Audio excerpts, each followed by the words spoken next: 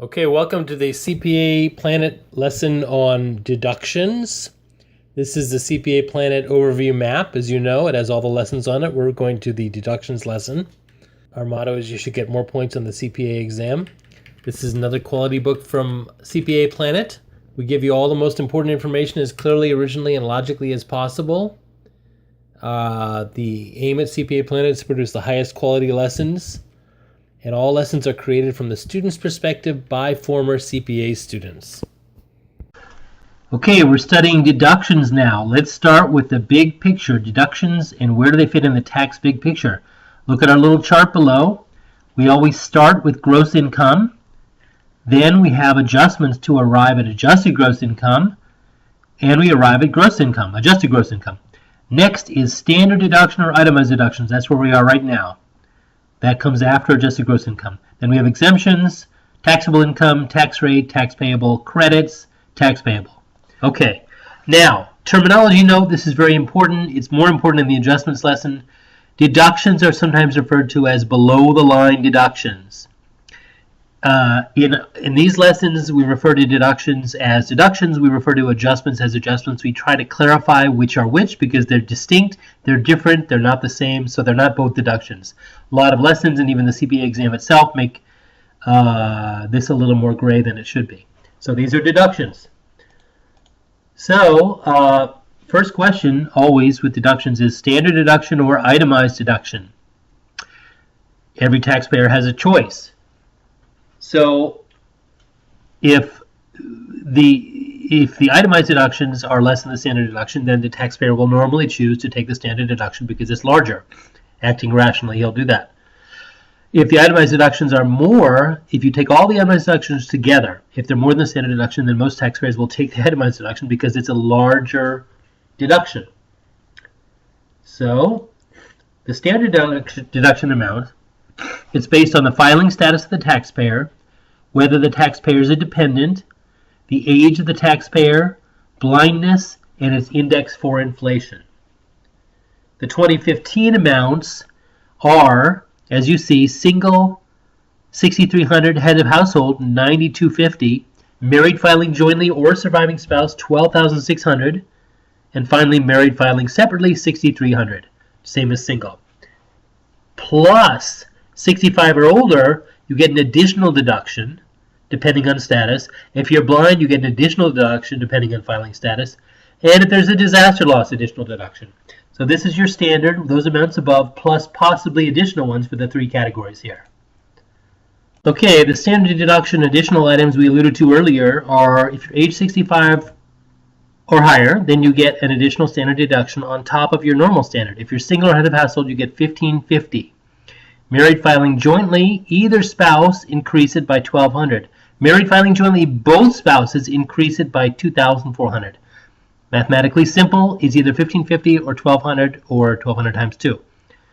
Must be 65 as of the end of the tax year. January 1st is also acceptable.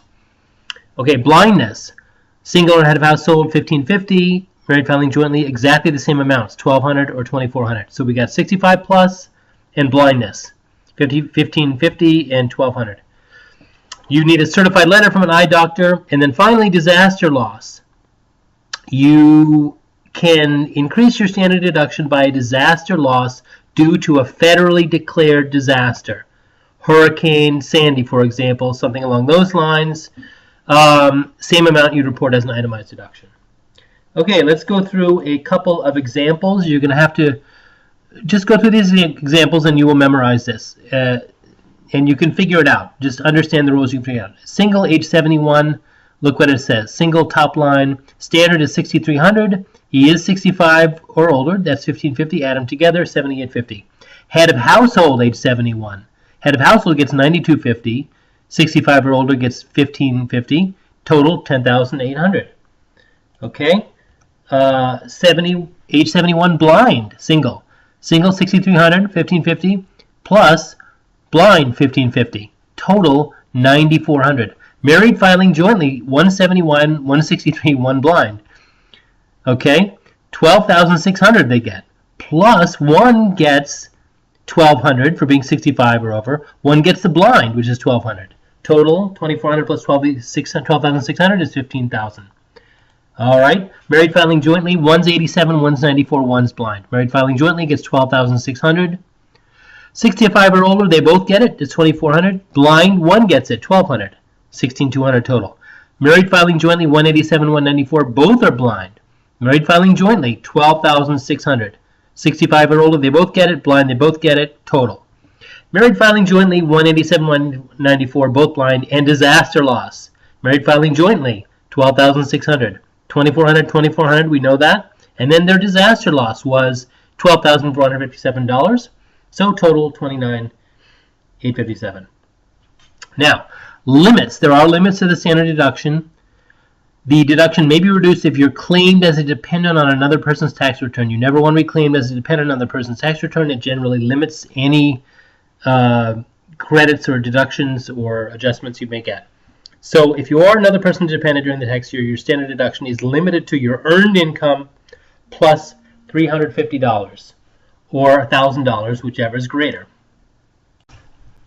So if married filing single spouse is itemizing, then both spouses must itemize. So you can't get a standard deduction if you're married filing single and the other spouse itemizes, then you can't get standard. Non-resident aliens also cannot get the standard deduction. They must itemize. So, itemized, let's move into the itemized deduction now. There are itemized deduction. Let's start with the limits. There's limits on certain items of itemizing. So, the limits for these categories are GAMMEDIC, you can think of a better acronym yourself, gambling losses, medical expenses, investment expenses, casualty, and theft. Gambling losses you can deduct only up to the amount of gambling winnings. Medical expenses, there's a floor, so only stuff that's more than 10% of AGI do you get a deduction for. So just a quick example, say your AGI is 100,000 and you have medical expenses of 12,000. You can only deduct 2,000 of those because 10% of AGI is 10%. You got to do only the amount above 10%. Investment expense you can deduct only up to investment income, meaning you can't get a positive deduction. Same thing as gambling. Casualty and theft, same as medical, only losses more than 10% of AGI. Okay, and also there's an additional one for casualty and theft, more than 10%. Then you take, but the steps are actually in different order. First you take 100 from the loss, then you take 10% from AGI, and that's the deduction. So in our same example, AGI's 100,000, you have a loss of 12,000. So you take 100 from that. Now you have 11,900. You take 10% away from that, that's 10,000, means you have 1,900 deduction. Whereas medical expenses, you have 2,000. Casualty and theft, you have 1,900 because of the $100 rule. Okay. Now, related to these limits, not exactly the same, but there are 6 categories of itemized deductions.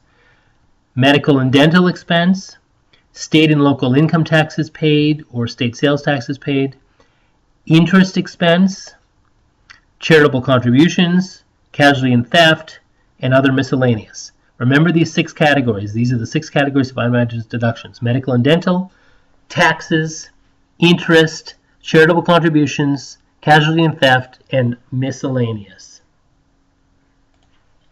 So we're going to go through these categories one by one. Let's start with medical and dental expense. The main thing you need to remember, not the only thing, but the main thing is this 10% that we talked about. Okay? The people allowed to deduct medical expenses are filing taxpayer, spouse, and dependents who received over 50% of support. You have a dependent who received over 50% of support, they can get this